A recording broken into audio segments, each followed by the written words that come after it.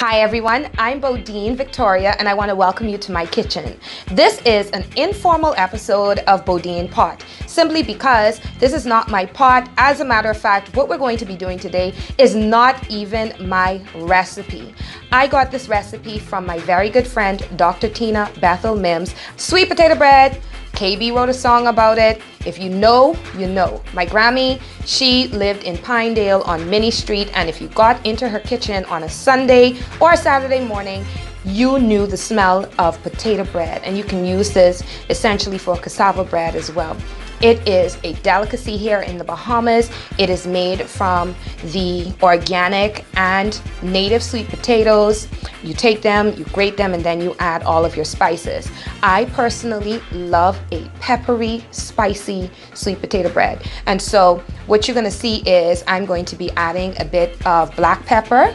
You can add bird pepper, you can add goat pepper, you can add basically any type of pepper that's not really going to alter the flavor of the recipe, but is actually going to make it a bit more zesty. The first thing that you want to begin doing is peeling your potato. So basically, all you're doing essentially is this, okay? And you're going to peel these potatoes kind of just by taking a little bit of the skin off at a time. Each one of the potatoes about the size, which is about my palm size, they're going to give you roughly or approximately 1 cup of grated potato. After you've taken the time to go through and you've peeled your sweet potatoes, here they are. What you're going to want to do is you're going to want to decide if you're going to use this side of your grater or this side. Or if you have a food processor that will do this for you, then that's fine. But this is the old school way, this is what I have. So I'm going to start with the big way here. And it's going to take a minute.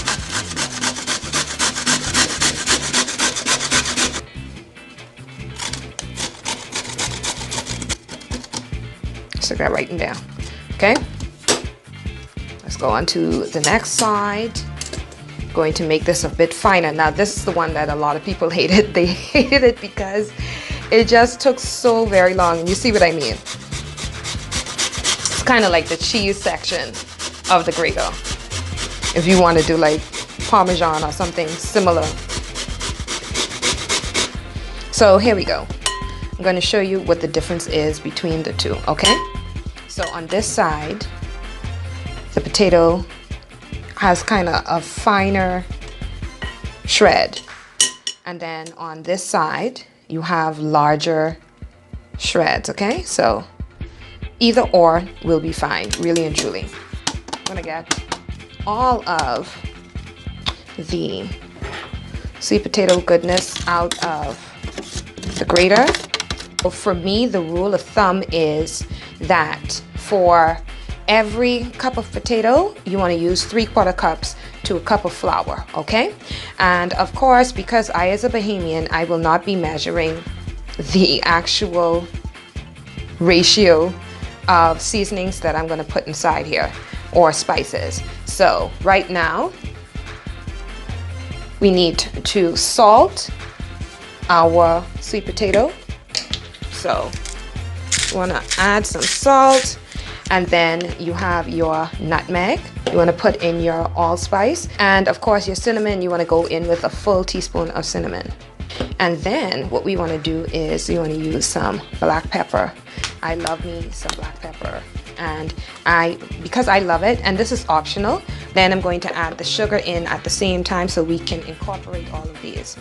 Now I am just going to work all of those seasonings through the sweet potato by hand. So basically this is what I'm doing. I'm going to take a little bit out, and this is where you want to taste it, because you'll be able to tell if it's sweet enough, if it has enough spices, or if you need to add more salt to it.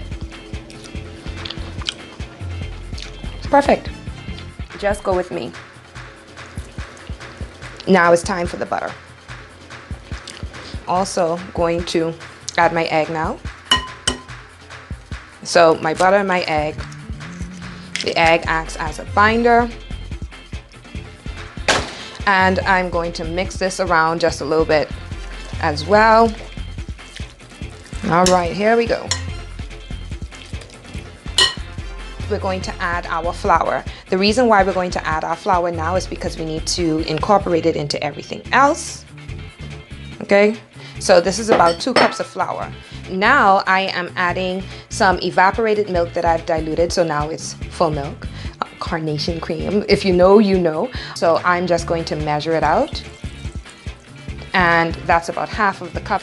And what you want is, you want it moist enough so that it continues to move, but not so moist that it's going to be overly wet. This smells so good. I'm gonna add just a little bit more.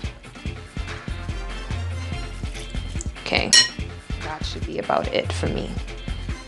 What we're going to do now is we are going to heat up our oven.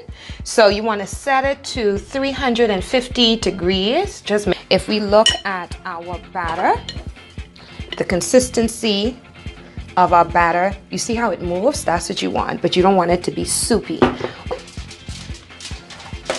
You need the piece of foil paper, and you also need, you know, that butter wrapper that you had. This is what we're going to be using to butter our pan. And if you're like my dad, you like your ends nice and buttery. I don't have raisins or coconut, so today I am just going to be taking, let's say, a little more than a handful of dried cranberries. Don't knock it until you've tried it, okay? A handful of dried cranberries, and I'm just going to put that right there inside this batter. I like it. It ain't traditional, but I like it. Think about it. Spices, cranberries, sweet potatoes. Incorporate them just a little bit more.